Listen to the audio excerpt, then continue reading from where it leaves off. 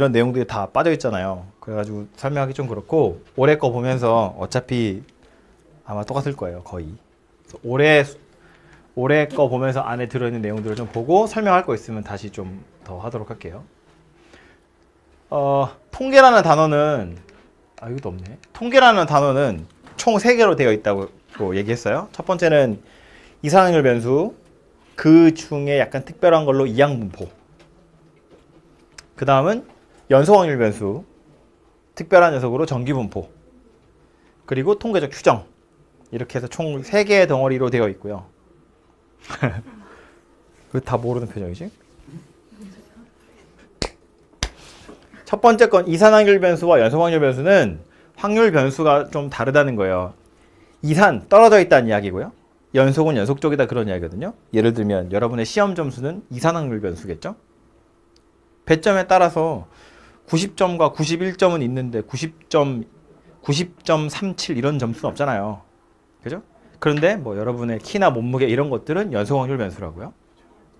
우리가 흔히 내 키가 180이야, 170이야 이렇게 얘기하지만 그거는 그 근처 어딘가에 있다는 이야기죠. 예를 들면 내 키가 177인데 어디 가서 누가 물어보면 뭐 거의 180이에요 이렇게 얘기하는 거잖아. 정확하게 180은 아니라고. 그지? 그러니까 그런 차이가 좀 있다는 거예요. 그래서 요 이산확률 변수를 취급할 때와 연소확률 변수를 취급할 때 조금 이제 다른데 사실은 둘 다 하고자 하는 바는 뭐냐면 여러 개의 확률 변수들이 있을 때 얘네들의 분포를 살펴보고 싶은 건데 분포를 살펴본다는 건 어떤 툴을 이용하는 거냐면 평균이랑 표준 편차 얘네들을 살펴보겠다라는 거예요. 그래서 여러분 시험 점수의 평균값, 여러분 시험 점수의 표준 편차 이것들을 이용해서 니네들의 시험 점수가 대충 어느 정도인지를 보겠다는 건데 당연한 말이지만 여러분 하나만 가지고는 사실은 별로 의미가 없어요. 요 반이랑 옆 반이랑 비교를 하는 거지. 우리 반의 평균 점수, 옆 반의 평균 점수 누가 더 높으니 표준 편차가 누가 더 크니 이런 것들을 가지고 이제 확률 변수들의 분포를 살펴보겠다라는 거라고요. 그죠? 그래서 이산확률 변수의 경우엔 정말로 그것들을 이용해서 평균도 찾고요. 분산도 찾고요. 표준 편차도 찾아요. 연소확률 변수도 원래는 평균, 분산, 표준 편차를 찾을 수 있는데 여러분의 책에는 아마 없을 거고요. 정석에는 있을 거예요. 근데 빠졌거든요. 그것도. 연소확률 변수에서 평균 찾고 이런 것들은 좀 빠지긴 했거든요. 근데 찾는 게 어렵진 않아요. 식 자체가 어렵지 않으니까 그것도 기회가 되면 제가 얘기는 할게요. 어쨌든 그래서 앞부분에 나와 있는 건 평균, 표준 편차 찾는 거 그것이 핵심이고 뒤에 추정에 가보시면 이제 결론적으로 이제 통계라는 단어에서 하고 싶은 바가 그건데 제가 자주 예를 드는 게 그거거든요. 저기 마두 청소년 센터 앞에서 육교 밑에서 내가 지나가는 애들을 붙잡고 시험 점수를 막 물어봐. 그렇게 해서 시험 점수를 취득해서 내가 하고 싶은 건 뭐냐면 그러니까 일산 지역의 전체 평균 점수가 몇 점이나 될까? 인 거예요. 예를 들어서 니네 점수 내가 다 알아. 평균 냈어. 그게 뭔 의미야 도대체?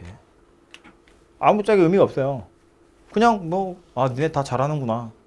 이 중에 누가 제일 잘하고 누가 제일 못하는 거 이게 다인 거잖아. 근데 그게 아니라 통계 단원에서 결국 하고 싶은 건 뭐냐면 추정하는 거라고요. 수료학당 다니는 애들이 점수가 요 정도고요. 뭐 위에 다니는 애들은 요 정도고 길 건너 학원에 있는 애들은 요 정도고 어느 학원에 있는 애들은 요 정도고 그런 걸 보니까 일산에 있는 애들은 대충 요 정도겠구나 라고 추정하는 거라고. 내가 일산에 있는 애들 싹 다 점수를 조사할 수는 없잖아요. 내가 뭐라고. 그러니까 몇 명의 표본들을 이용해서 전체 데이터를 추정하는 게 이 통계 단원에서 실제로 하고 싶은 내용이라는 거야. 그래서 크게 보자면 큰 숲을 보자면 앞에 이산확률 변수, 연소확률 변수는 평균과 표준 편차를 찾는 거고 마지막 통계적 추정에 가서 그러니까 주어진 평균이랑 표준 편차를 이용해서 대충 모평균 이 전체 집단의 평균 점수가 어느 정도 되겠구나라는 걸 추정하는 것까지가 세 번째 통계 단원에서 여러분의 최종적인 목적지다 그 얘기입니다. 됐죠? 그래서 처음부터 보자면 이산확률 변수의 평균 찾는 거 나오는데 이건 중학교 때 다 했어요. 확통을 배우기 전에도 중간고사 보면 여러분 중간고사 평균 점수 정도는 낼 수 있잖아. 다 더해서 과목수로 나누면 평균 점수 아니야. 그죠? 여러분 지금 9명 앉아있으니까 여러분 9명 점수 다 더해서 9로 나누면 여러분의 평균 점수라고요. 그게 이산확률 변수에서의 평균이야. 별로 어려운 거 아닌데 이게 이런 거지. 외우고 있는지를 볼까요? 실 그냥 봅시다. 내용은 이런 건데 확률 변수가 이런 거래요. 그렇다 치고요. 어려운 거 아니니까 다 들어봤을 테니까. 그렇다 치고 이렇게 생겨본 표가 있어요. 이 표를 뭐라고 하냐면 확률 분포표라고 얘기하죠. 확률 변수야. 각각의 확률 변수에 해당하는 확률들이에요. 그걸 표로 나타내서 확률 분포표라고 이야기하는데 이거 가지고 평균 어떻게 찾죠? 이거 다 곱해서 더하죠. 그럼 평균이 나온대. 근데 원래 평균 어떻게 구한다고? 9명이야. 9명 점수 다 더해서 9로 나누는 거야. 그게 원래 평균값이거든요. 근데 얘는 이거 둘이 곱해서 더하면 끝난대. 왜? 이거 자체가 뭐냐면 이미 9로 나눈 값이에요. 예를 들어서 이 반에 90명이 2명, 귀찮다. 90명이 2명, 95명이 7명 이렇게 있다고 보자고요. 9명이니까 90명이 2명, 95명이? 90점이 2명, 95점이 7명 이렇게 있다고 보면 평균 낼 때 90 더하기 90 더하기 95, 95, 95, 90 이걸 해가지고 9로 나누는 건데 그것도 귀찮으니까 이제 90 곱하기 2 더하기 95 곱하기 7 나누기 9 이렇게 하잖아요. 근데 따지고 보면 이거잖아. 9명 중에 내가 한 명 골랐는데 걔가 90점일 확률은 9분의 2라고. 95점일 확률은 9분의 7이라고. 그러니까 원래는 90에 2를 곱하고 95에 7을 곱해서 9로 나눌 건데 9로 미리 나누면 9분의 2고 9분의 7이야. 그게 뭐라고? 그게 확률이라고. 그래서 확률 변수에 확률을 곱한 걸 다 더하면 평균이 되는 거라고. 나누기를 먼저 한 거라고요. 그 이제 중학교 때 배운 그걸로 뭐냐면 요 사이에 소문자 F라고 해서 도수라는 걸 배워요. 도수 분포표라는 걸 배우죠. 중학교 때. 각각의 시험 점수, 그 시험 점수에 해당하는 인원수. 그래서 도수라고 이야기하거든요. 그래서 다 곱한 다음에 총 도수를 나눈 건데 미리 총 도수를 나누면 그게 확률이 된다고요. 그래서 그냥 다 곱해서 더하는 거다라는 거였어요. 그죠? 그게 확률을 구하는 거고 또 새로 나오는 용어 중에 이런 거 있죠. 확률 질량 함수. 요거랑 헷갈리는 것도 하나 있죠. 연속 확률 변수에 가면 나오는 거. 확률 밀도 함수.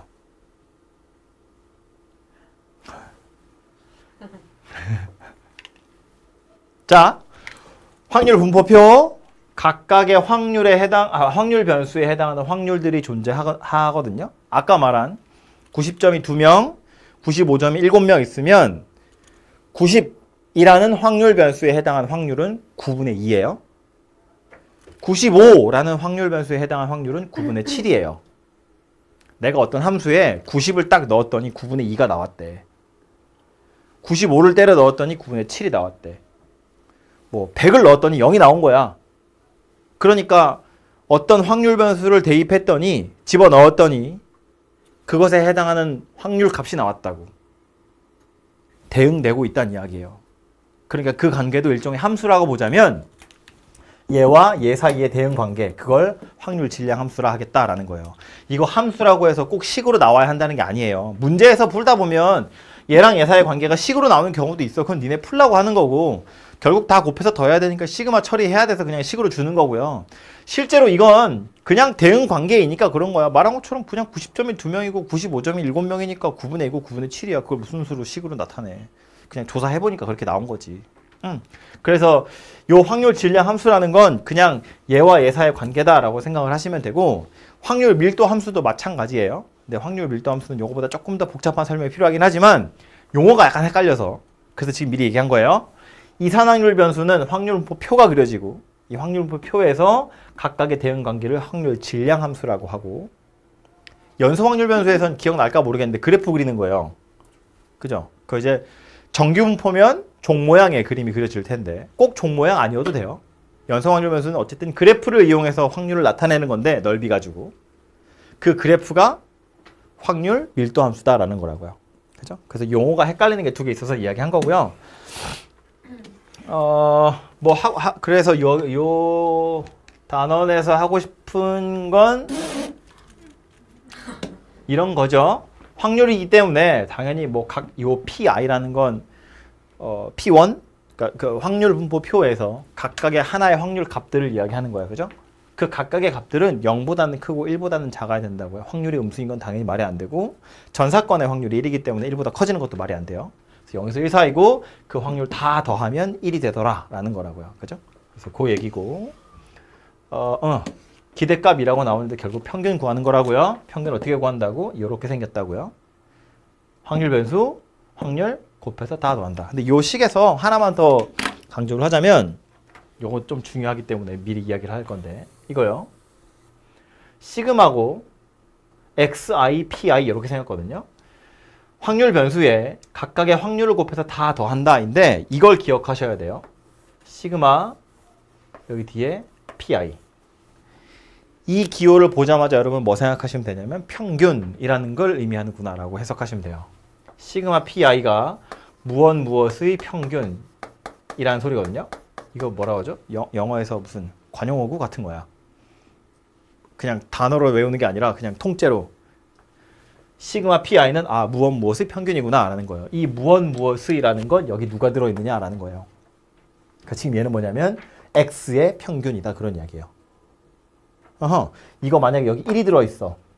그럼 그냥 시그마 pi죠. 뭔 얘기야? 1의 평균이란 이야기예요.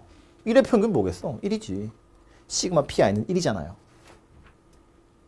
그냥 확률 다 더하는 거니까. 야, 분산의 정의 뭔지 기억나니? 분산의 정의. 식으로. 분산의 정의 뭐죠? 분산의 제곱. 분산의 정의.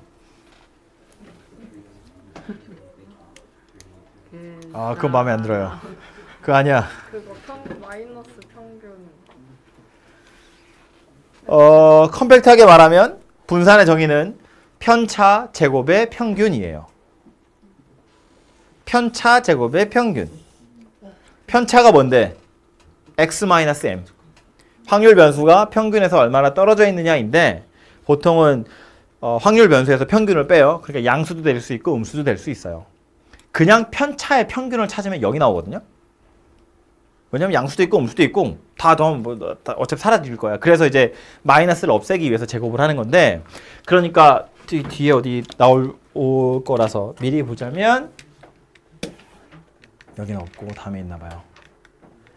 분산의 정의는 이렇게 생겼다고요. x-m 제곱의 평균이에요. 이게 분산의 정의야. 이거 기억하셔야 돼요. 그래서 봐봐요. 편차 제곱의 평균이래. 무엇의 평균이래. 그래서 여기다 뭐 집어넣은 거라고? 시그마 pi 넣은 거라고요. x-m의 제곱, 편차 제곱의 평균 이렇게 생겼다는 이야기예요.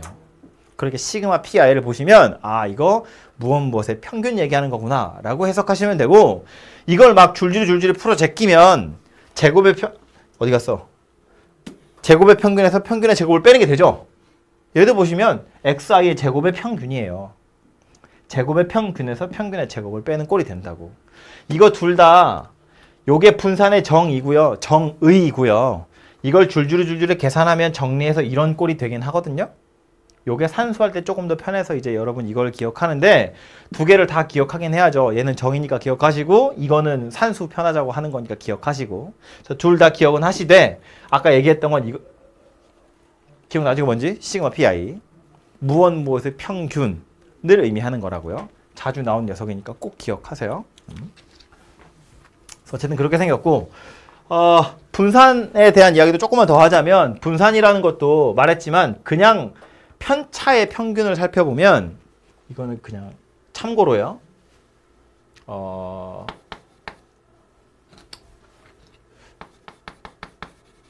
편차 자체의 평균 이거는 곱하기니까 따로따로 풀어보면 시그마 xi pi 빼기 시그마 m pi 이렇게 생겼거든요. 요거 자체가 그냥 m이에요. 시그마 xi pi니까 얘는 m이고요.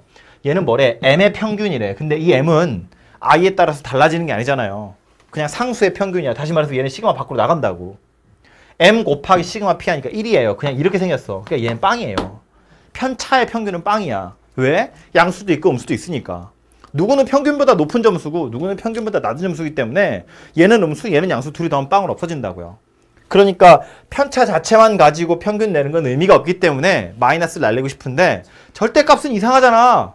골치 아프거든요. 해봐서 알지만 절대값은 결국 범위를 나눠서 풀어야 되는데 무슨 그러니까 그냥 제곱하자라는 거예요. 마이너스는 날아갈 거거든.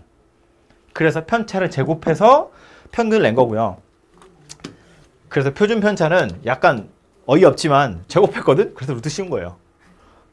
그래서 그냥 우리가 생각하는 수준의 값으로 다시 만들었다 이렇게 보시면 돼요. 억지로 마이너스를 날리려고 제곱을 해서 평균 낸 거니까 다시 루트 씌워서 그냥 받아들일 수준의 점수가 되면 된다 그런 이야기인 거지. 예를 들어서 평균 점수 찾는데 편차가 5야? 뭐 예를 들어서 표준 편차가 10이야. 그런데 막 분산 100이잖아요. 갑자기 숫자가 너무 크다고. 우리 평균 점수 막 70점, 80점 이러고 있는데 분산이 100 이러면 약간 너무 차원이 큰 숫자가 돼버린다는 거야. 그래서 이제 좀 맞춰주려고 루트를 씌웠다 이렇게 좀 생각을 하시면 좋을 것 같아요. 그래서 평균, 분산, 표준 편차 찾는 게 이 단원에서 여러분이 하셔야 될 아주 중요한 내용이고요. 그것만 잘 하시면 되고요. 뭐 나중에 표준화해야 되기 때문에 여기 있네요. 바로 나오네요. 이렇게 확률 변수를 약간 조작하는 경우도 있긴 있거든요. 뭐 실수배 하는 거, 또 얼마를 더 하는 거 이런 것들도 느낌으로 좀 기억을 해두시면 좋아요. 당연히 식이니까 외우긴 해야겠지만 이런 거잖아. 시험 점수라고 다시 보시면 여러분 시험 점수가 다 개떡이라 제가 2배씩 해드릴 거예요. 그럼 평균도 2배 올라가겠지. 3배 해주면 3배 올라가겠죠? 근데 올렸더니 너무 높은 거야. 100점이 넘어가면 말이 안 되잖아요. 그래서 한 30점씩 깠어요. 그럼 평균도 30점 내려가겠지. 그죠? 각각의 확률 변수를 A배 하면 평균도 A배 되고요. B를 더하면 B도 더해져요. 그러니까 그냥 똑같이 따라간다고 보시면 되는데 분산은 뭐였어? 편차를 제곱한 거예요. 편차라는 건 확률 변수, 여러분의 점수와 평균값 사이의 간격이거든요. 2배 하면 2배만큼 벌어지겠죠? 3배 하면 3배만큼 벌어질 거잖아. 내 점수가 90점, 평균이 80점. 2배 하면 180에 160이니까 2배 되잖아요. 3배 하면 또 편차도 3배가 될 거잖아요. 그걸 제곱할 거라고. 그러니까 A 제곱배가 된다고, 분산은. 그죠? 근데 여기다가 내가 30점씩 다 깠어. 그럼 편차는 그대로 똑같이 30이 빠지는 거기 때문에 편차는 변하지 않아요. 그러니까 더하기 비하는 건 분산한테는 별로 영향을 미치지 못해요. 그죠? 그 다음 얘는 뭐 어차피 루트 씌우는 거니까 이렇게 생긴 녀석이다 라는 겁니다. 그죠? 그래서 요 A와 B의 적당한 숫자를 잘 집어넣어서 평균을 1을 만들고 분산을 0을 만들죠. 그걸 우리 뭐라고 하냐면 표준화라고 이야기하는 겁니다. 나중에 표준 정규분포 하러 가서 나오는 거죠. 표준 별로네. 문제 풀다 보면 기억이 나겠지? 그래서 이렇게 확률 변수를 중간에 바꿔야 되는 경우들이 있어요. 특히나 좀 문제가 어려워지면 많이 나올 텐데 지금 미리 얘기하면 재미가 없잖아요. 예를 들면 그런 거 있죠. 동전 던지기를 해서 앞면이 나온 횟수만큼 상금을 받을 거야. 뭐 이런 거. 앞면이 나온 횟수가 원래는 확률 변수여야 되는데 상금을 받는 애잖아. 둘 사이 약간 관계식을 찾으셔야 된다 그런 이야기예요. 그렇게 해서 좀 바꾸셔야 되고요. 이 이상확률 변수 중에서 사실은 이것도요. 이 이상확률 변수도요. 좀 억지야. 설명해야 되니까 하는 건데 말했죠. 시험 점수 이건 조사해봐야 돼요. 해서 평균 내는 거 별로 의미가 없다니까. 그냥 그러려니 하는 건데 그 다음에 나온 게 미안해. 이항분포예요. 이항분포는 정의가 엄청 중요하고요. 그래서 이것이 문제에서 얘기하는 것이 이항분포인지 아닌지를 파악하는 게 첫 번째예요. 이항분포의 정의가 엄청 길거든요.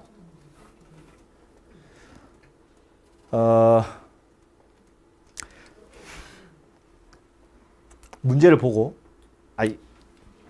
이항분포가 뭐냐면 사건 발생 확률이 P로 결정된 독립시행을 여러 번 반복했을 때 N번이에요. N번 반복했을 때 내가 원하는 사건이 일어난 횟수를 확률 변수로 하는 확률분포. 그게 이항분포예요. 이해가 안 되죠? 다시 천천히 보면 사건 발생 확률이 P로 결정된 독립시행. 중요한 건 독립시행이에요. 앞에서 사건 발생 확률이 P로 결정된 이라는 건 독립시행을 그냥 수식하는 거니까 독립시행을 N번 할 거라는 거야. 그 중에 그 사건이 일어난 횟수가 확률 변수여야 돼요. 동전 던질 거야. 앞면 나올 거래. 10번 던진다고 치면 독립시행이죠. 10번. 사건 발생 확률은 2분의 1이야. 내가 원하는 사건은 앞면이 나오는 거거든. 그럼 확률 변수는 누구라고요? 0, 1, 2, 3, 4, 5, 6, 7, 8, 9, 10까지가 확률 변수라고. 앞면이 나온 횟수니까.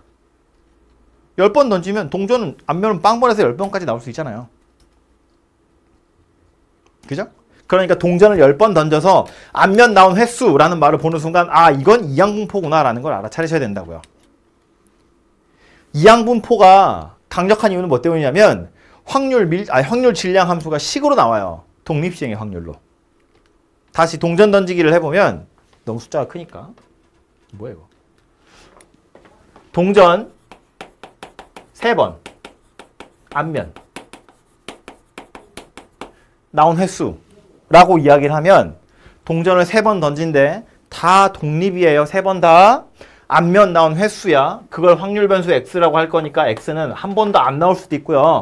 한 번 나올 수도 있고 2번 나올 수도 있고 3번 나올 수도 있잖아. 그지? 앞면 나온 횟수니까. 한 번도 안 나올 확률은 얼만데? 3번 중에 빵번, 앞면이 빵번, 뒷면만 3번. 이렇게 생겼고요.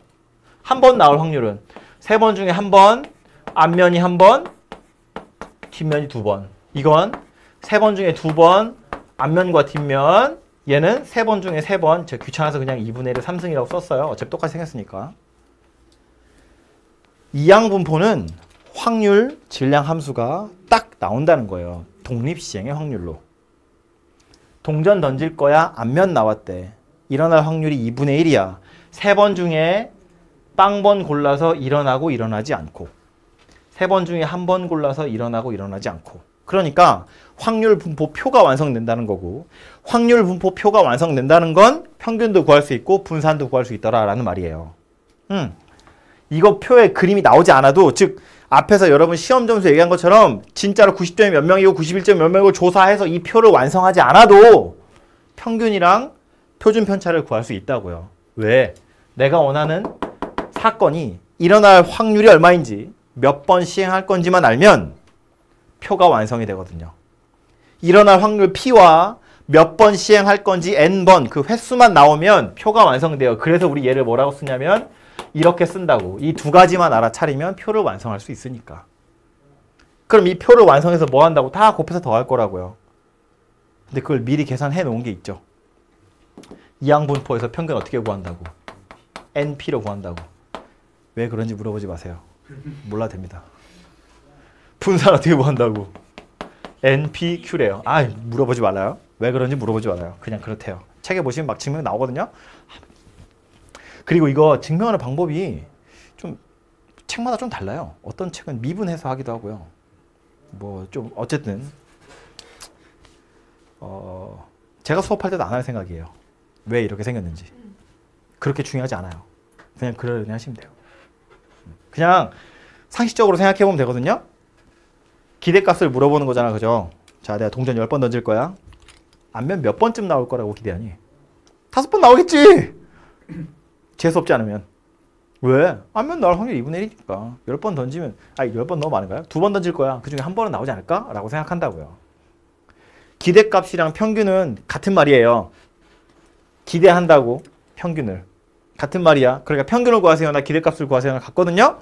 동전 2번 던질 거야. 앞면 나오는 건 한 번 정도는 기대한다고요. 이렇게 구할 수 있다고.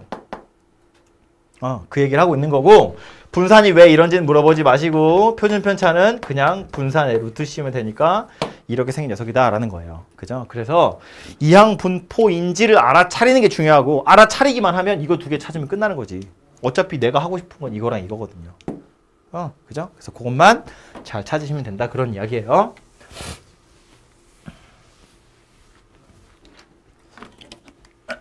뭐 볼 게 있을까 여기서?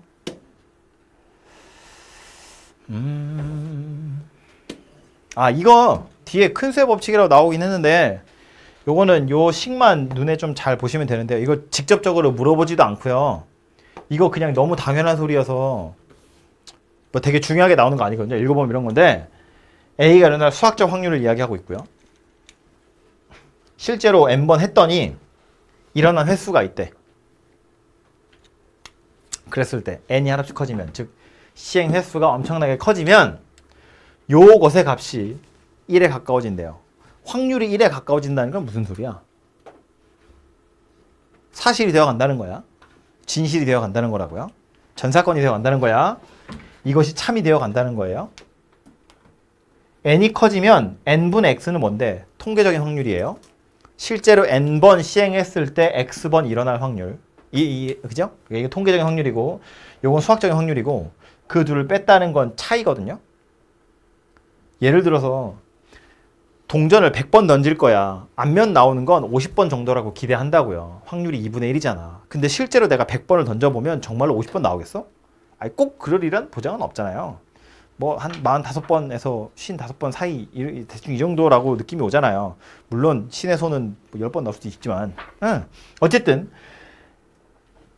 n이 한 100번 정도만 돼도 50보다는 한 45, 55 이 사이에 있을 텐데 내가 이걸 한 10억 번 던진다고 치면 5억 번에서 많아봤자 한 10,000번, 20,000번 정도밖에 차이 안 날 거라고. 그럼 아까 했던 45, 55보다는 훨씬 그 값 자체가 줄어들 거라고. 수학적인 확률에 가까워질 거라고요. 그러니까 n이 무한히 커지면 통계적 확률과 수학적 확률의 차이는 아주 작은 임의의 양수보다 더 작을 확률이 1에 가까워져 라는 소리예요. 졸라 어렵게 말했는데, 매우 어렵게 말했는데 n이 커지면 통계적 확률이나 수학적 확률이나 거의 같아질 거야 라는 소리예요. 그 소리 이렇게 어렵게 하고 있어요. 그래서 시행 횟수가 커지면 통계적 확률과 수학적 확률은 같아질 거야 라는 걸 의미하는 거고요. 뒤에는 이제 문제들이 나오거든요. 쭉 뭐 풀어보시고. 연소확률 변수에서는 여기서도 원래는 평균이랑 표준 편차를 구하는 게 나오긴 하거든요. 이거 이제 여기 책에 없어가지고 제가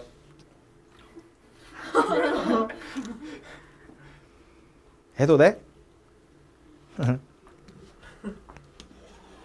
이 확률 밀도 함수가 약간 어려운 소리예요. 이해를 하셔야 되거든요. 근데 뭐가 어렵냐면 확률 질량 함수는 그래도 그냥 이해가 돼. 뭐 있다고 치고 확률 변수 넣으면 튀어나온대. 그러려니 하는데 이 확률 밀도 함수는 뭐냐면 어디 갔어? 봐봐요. 일반적으로 알파, 베타가 양끝값이에요. 확률 변수가 알파에서 베타 사이에 들어있을 텐데 다음 세 가지 성질을 모두 만족시키면 확률 밀도 함수라고 이야기했대요. 뭔 소리냐면 일단 x축 위에 있어야 되고요. fx 그래프랑 x축이랑 x는 알파, x는 베타. 이거 양쪽 끝에 경계값이거든요. 둘러싸여진 부분의 넓이가 1이어야 된대요.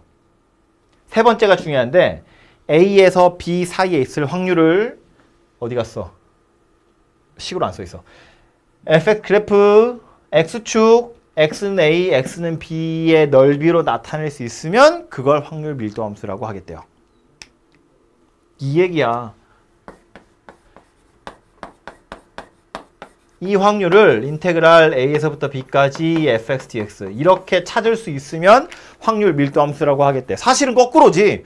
확률 밀도 함수를 이용해서 이렇게 확률을 구하는 건데 이걸 만족하는 녀석을 확률 밀도 함수라고 하겠대. 이게 뭔 소리야. 한국말인데 이해하기 힘들죠. 그래서 이거 어떻게 생겼다고? 몰라.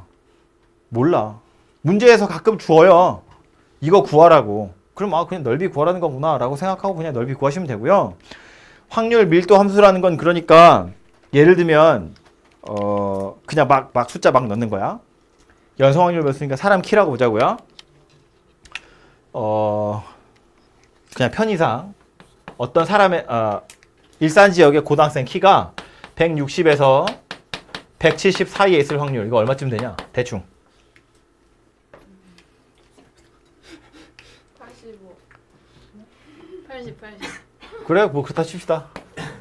0.8 이렇게 생겼다고요. 160에서 170 사이에 있을 확률이 0.8이야. 160에서 165 사이에 있을 확률은요? 0.5. 그래, 0.5 뭐 이렇게 생겼다고 치고요. 그냥 막 쓰는 거야. 160에서 뭐 162 사이에 있을 확률 이런 건 뭐 0.2 뭐 이렇게 생겼다고 보고요. 요 사이의 넓이가 0.8이 되면서 요 사이의 넓이는 0.5가 되고 요 사이의 넓이는 0.2가 되게끔 그래프를 그릴 수 있으면 걔를 확률 밀도 함수라고 하겠다는 거야. 사실은 확률 밀도 함수를 이용해서 이렇게 정적분한 게 얘네들이 나오는 건데 얘네들의 값을 가질 수 있게끔 그래프를 그려? 그럼 그걸 확률 밀도 함수라고 하겠다라는 거예요. 약간 주체가 반대인 거지. 어쨌든 핵심은 얘라고요. 이거이기 때문에 넓이 구하면 항상 양수 나와야 돼요. 그래서 x축 위에만 있어야 되고요. 얘는 알파, 베타가 양쪽 경계값이잖아요. 알파에서부터 베타까지 통째로 적분하겠다는 건 결국 전체 확률을 구하겠다는 이야기니까 확률의 전체 합인 1이 나와야 한다. 그런 이야기 하고 있는 거고요. 그죠? 그리고 얘도요.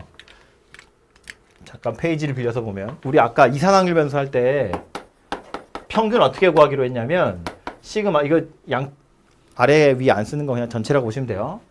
시그마 xi pi 이렇게 생겼거든요. 아, 확률부터 볼까요? 그냥 확률 자체는 그냥 시그마 pi 얘가 1이에요. 이걸 연속 확률 변수로 가지고 오려고 하는 건데 분산은 편차 제곱의 평균 이렇게 생긴 녀석이었다고. 이걸 연속 확률 변수로 가지고 오면 알파에서부터 베타까지 fx dx 얘가 1이라고 했어요. 전체 구간에서 정적분 하시면 그냥 넓이 1이 되잖아요. 여기서 평균은 어떻게 생겼냐면 전체 구간에서 x fx dx 이렇게 생겼어요. 느낌이 뭐냐면 여기 있는 시그마는 여기 인테그랄 전체로 바뀌고요. 뒤에 오는 pi는 fx dx로 바뀌어요. 그래서 마치 얘와 얘가 또 시그마 pi의 역할을 하는 거예요. 그래서 얘도 무엇의 평균이라는 뜻이 돼요. 그러니까 분산은 뭐가 되냐면 알파에서부터 베타까지 x-m의 제곱 fx dx 이렇게 생긴 녀석이 돼요. 시그마 pi 안에 편차의 제곱 들어간다고요. 물론 전개해보면 이해 못 될 건데 알파에서부터 베타까지 제곱의 평균에서 귀찮다. 평균의 제곱을 빼겠죠. 그죠? 그래서 이렇게 생긴 녀석이 될 거다라는 거예요. 그래서 얘도 혹시나 나올까봐 이야기한 건데 이게 정석에는 정리가 되어 있거든요. 그리고 옛날에는 다 이거 구하라고 나왔었는데 fx가 여러분이 구할 수 있는 다항함수로 나오기만 하면 되니까. 근데 요즘 교과서에서는 이걸 대놓고 물어보진 않더라고요. 평균 구하고 분산 구하고 이런 게. 그래서 연소확률 변수에서는 주로 확률 구하는 것만 여러분한테 물어봐요. 요거. 그런데 평균 구하라고 해도 어려울 게 없다고. 그냥 피적분 함수에다가 x 하나만 더 곱해서 적분하시면 돼요. 이건 적분해서 알지만 따로따로 하는 거 아니고요. 당연히 이거 실제로 전개해서 푸셔야 되는 거예요. 그죠? 그래서 이렇게 생긴 게 연소확률 변수에서의 평균과 분산 그리고 루트 씌우면 표준 편차 되는 거까지고요. 그래서 여기서는 연소확률 변수 자체는 딱히 별로 할 얘기가 없고요. 뒤로 가서 정규분포 하러 가보면 정규분포 또 정의가 뭐냐면 확률 밀도 함수가 요 따위로 생긴 걸 정규분포라고 하겠대. 저도 못 외워요. 필요가 없어. 이렇게 생겼다고 치고 그래서 뭐 한다고? 이거 적분할 거야? x가 어디 있는데? 여기 있어 여기. 요거 알파벳 E라고 써있는데 이거 숫자거든요. 무리수. 어떤 무리수의 지수의 제곱이야. 아이씨 몰라요. 이걸 적분할 수 없어요. 우린 이걸 적분하지 않아요. 이렇게 생긴 녀석을 확률 밀도 함수로 가지면 정규 분포래. 이 식은 당연히 외울 필요 없는데 그래서 이렇게 생겨먹은 식의 특징 정도는 아셔야 되거든요. 걔네들이 뭐냐면 평균에 대해서 좌우로 대칭인 종 모양이고요. 그래서 여기서 최대값을 갖고 x축이 점근선이에요. 닿지 않아요. 계속 내려갑니다. 당연한 이야기지만 이건 확률 밀도 함수이기 때문에 x축과의 넓이는 1이고요. 그리고 보시면 요 그래프에서 요 함수식에서 파이랑 e랑 m은 숫자거든요. 파이랑 e는 숫자거든요. 그리고 시그마랑 m 얘네들은 찾으셔야겠죠. 각각의 확률 변수들에 따라서 평균값이랑 표준 편차가 다를 거잖아요. 그러면 시그마랑 m에다가 어떤 숫자만 집어넣으면 얘는 x만 변수가 되는 식이 돼요. 즉 그래프 자체가 m과 시그마에 따라서 모양이 달라질 거라는 건데 걔네들이 어떻게 달라지는지에 대한 이야기를 하는 거예요. m이 커지면 요 꼭대기의 점이 점점 오른쪽으로 간다는 거고요. 시그마가 크냐 작으냐에 따라서 얼마나 더 뾰족하니 얼마나 더 넓적하니 그 얘기를 하는 거예요. 시그마는 표준 편차거든요. 표준 편차가 크다는 건 평균에서 떨어진 애들이 많다는 거야. 평균에서 떨어진 애들이 많다는 건 그림으로 보자면 누구 얘기하는 거라고? 더 넓적하게 생긴 걸 의미하는 거라고요.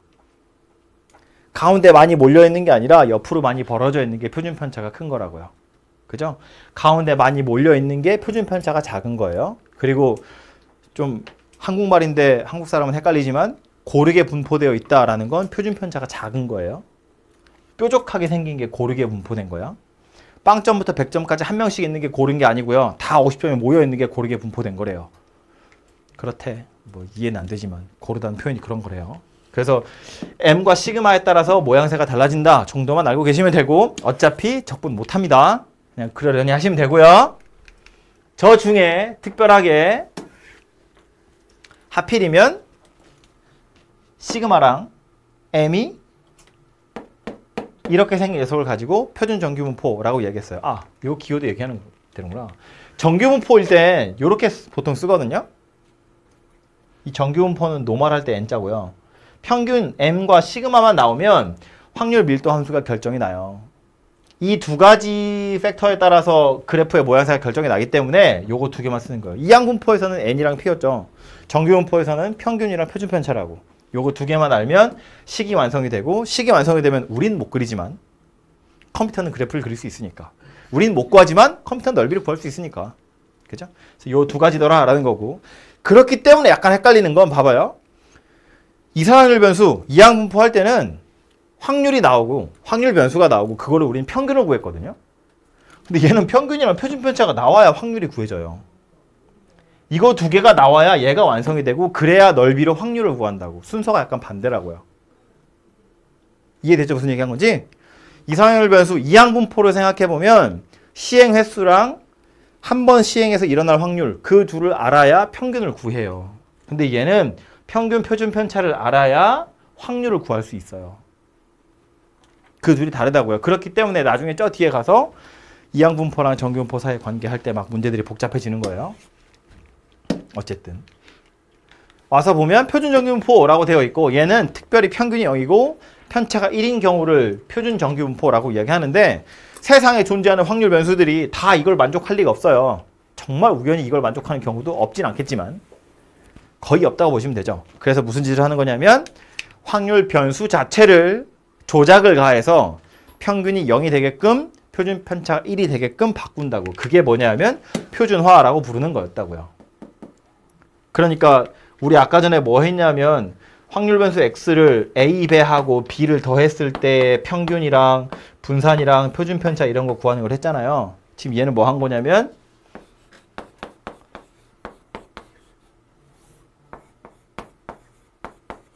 이렇게 생긴 걸로 만들겠다는 거야.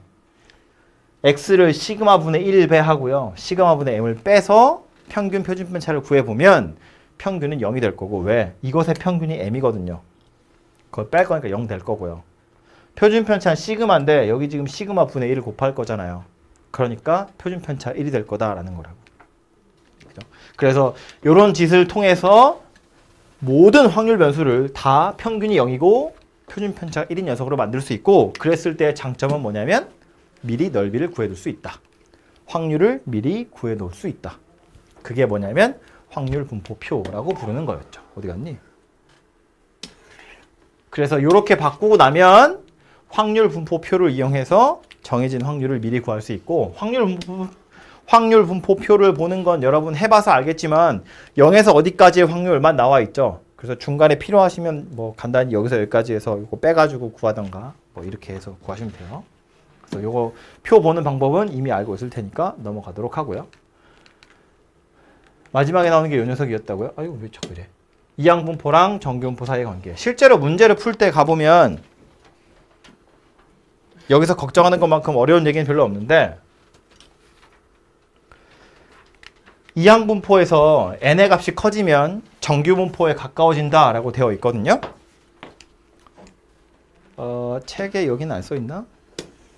보시면 교과서에 보면 대충 어느 정도 숫자가 보다 크면 여기 있다. 일반적으로 np가 5보다 크고 nq가 5보다 크면 n이 충분히 큰 거라고 취급을 하고요. n이 충분히 크다는 이야기는 이항분포가 정규분포가 된다라는 말이에요. 이항분포가 정규분포가 되지 않는 경우는 어쩌다 한번 나와요. 안 나오진 않아요. 진짜 가끔 나와요. 엄청 가끔. 근데 이런 걸로 여러분 약 올리지 않아요. 야, 요거는 5보다 작으니까 안 되지. 이건 5보다 조금 커. 6이야. 그러니까 되지. 이렇게 물어보지 않는다고. 그냥 n이 엄청 큰 거 나와. 동전을 3번 던지잖아요? 그건 정규분포라고 얘기하지 않아요. 동전을 100번 던지면 걔는 정규분포가 되는 거야. 그래서 이항분포도 n의 값이 충분히 커지면, 즉 시행 횟수가 충분히 커지면 정규분포를 따른다 라고 보시면 되고요. 그러지 않은 경우가 오히려 드물다고요. 여러 번 문제 풀다 보면. 그래서 이항분포 둘이 곱해서 평균 구하고 NPQ로 루트 씌워서 표준 편차 구해요. 그 두 개 가지고 정규분포 만드는 거예요. 해서 또 뭔가 또 어쩌고 문제를 푸는 거라고요. 그래서 보시면 예제를 하나 볼까요? 얘는? 이런 건데, 흰 공 2개, 검은 공 3개 들어있는 주머니에서 2개의 공을 꺼냈을 때 색깔 확인하고 다시 넣을 거래요.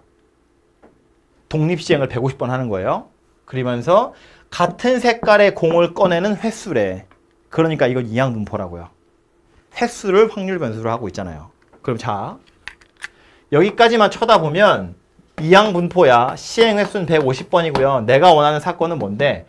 같은 색깔의 공이 나오는 거야. 같은 색의 공이 나온다는 건 5개 중에 2개 꺼낼 건데 흰색이 2개 나오든가 또는 검은색이 2개 나오는 거네요. 그죠? 그러니까 이건 10분의 1 더하기 3이어서 5분의 2입니다. 내가 원하는 사건이 일어날 확률은 5분의 2더라 라는 거예요. 그래서 이렇게 생긴 이항분포를 따르는데, 만약에 이걸 정규분포 모른다 치고요. 이걸 그냥 구하려고 하면 일어난 횟수가 확률 변수이기 때문에 요 안에 들어있는 확률 변수 x는 72인 거, 73인 거, 74인 거, 75인 거 이렇게 4가지 있어요. 그래서 이걸 그냥 이항분포로 풀려고 달겨 드시면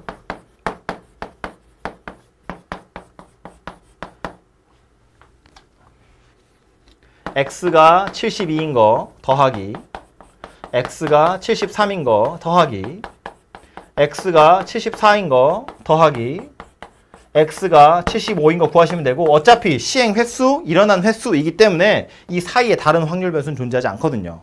그 상태에서 얘는 어떻게 풀면 돼? 150C 72에 5분의 2에 72승 5분의 3에 이거 빼면 얼마냐? 78승 이렇게 생겼다고요. 150C 73 5분의 2에 73승 5분의 3에 77승. 그거 4개를 더하면 돼요. 그거 4개 더한 답이 여기 있을 리가 없잖아. 이게 미쳤나봐. 이거 계산 못하잖아요. 너무나 큰 숫자라고. 그래서 이렇게 계산하는 불편함이 있기 때문에 이렇게 계산하지 않고 충분히 큰 숫자니까 평균 구해보면 150에 5분의 2를 곱해서 60이고, 분산 구해보면 150에 5분의 2에 5분의 3까지 곱할 거니까 얼마냐? 36? 이래요. 이렇게 생겼고, 그러니까 표준 편차가 6이더라가 되는 거지. 얘랑 얘를 이용해서 정규분포를 만드는 거라고요. 60에 6의 제곱이다 이렇게. 그지? 그러고 나서 저 확률 구하라는 거야. 확률 구하는 것도 표준화 할 거야. Z값 찾는 거야. 이미 다 했으니까 한번 빨리 가보자고요. 야, 이건 Z로 얼마니? 2. 이건 Z로 얼마니? 2.5. 봐봐요. 표준화 한다는 Z는 우리 어떻게 찾았냐면 시그마분의 X 마이너스 M이거든요. 분자 어디서 본 거야? 어디서 본 거냐면 분산 찾을 때. 얘를 우리 뭐라고 불렀냐면 편차라고 불렀어요. 분모는 시그마죠? 표준 편차야. 알았어. 집에 갈 거야 이제. 이것까지만 하고. Z가 의미하는 건 원래 목적은 평균을 0을 만들고 표준 편차 1을 만드는 거지만 식을 쳐다보니까 뭐야? 편차를 표준 편차로 나눈 거예요. 편차가 표준 편차의 몇 배니를 물어보는 거야. 평균 60이고 표준 편차 6이에요. 72는 12만큼 떨어져 있어요. 표준 편차 2배라고. 그러니까 이거의 Z값은 2라고요. 얘는 15잖아요. 2.5라고. 그러니까 이건 누구랑 같다는 이야기냐면 Z가 2에서 2.5 사이에 있는 거랑 같더라라는 거라고. 그죠? 그럼 0에서 2.5에서 0에서 2를 빼서 얘를 찾는 거잖아요. 이거 둘이 빼면 답 나온다 그 얘기죠. 그지? 그러니까 이항분포가 있고 이게 너무 커지면 산수하기 불편하니까 정규분포를 만들어서 확률을 구하자. 그래도 근사적으로 같은 값 나올 거다라는 거예요. 오케이? 그래서 이 나중에 더 복잡해지면 문제가 이제 이렇게 딱 티 나지 않게 나올 텐데 좀 요령을 하나만 알려드리자면 아까 이야기했는데 이항분포라는 건 시행 횟수랑 확률이 나오고 이거 가지고 평균 구하고 분산 구하고 표준 편차 구하는 거였다면 정규 분포는 평균이랑 표준 편차가 나와 있어요. 이걸 가지고 뭐 한다고? 확률 구한다고. 물론 표준화해서 구해야겠지만 확률 나온 걸로 평균 구하래. 이거 얘기하는 거고요. 평균 나온 걸로 평균 표준 편차 나온 걸로 확률 구하래. 정규 분포하라는 건데 이 둘을 섞겠다는 거 무슨 얘기냐면 얘 주면서 이거 구해서 이걸 가지고 이렇게 만들라는 거야. 경우에 따라선 이런 경우도 있어요. 왔다 갔다 계속 한다고. 확률 변수가 계속 바뀌면서 왔다 갔다 하게 돼요. 이따 문제 보면 이따가 아니고요. 다음 주에. 다음 주에 문제 보면 나올 텐데 확률 변수들이 막 변하는 경우들이 있어요. 그런 경우들의 눈치를 채보자면 확률이 나오고 평균 물어보는지 평균 나오고 확률 물어보는지에 따라서 이걸 쓰라는 건지 이걸 쓰라는 건지 대충 티가 난다고요. 그래서 문제 풀다가 이 두 개가 짬뽕 되어 있는 게 있으면 제가 다음 시간에 또 이야기를 하도록 할게요. 이게 너무 많은 내용인데 이걸 책도 없이 그냥 이렇게 얘기하려니 졸리죠? 추정은 안 하고요. 다음 시간에 합시다. 그래서 일단은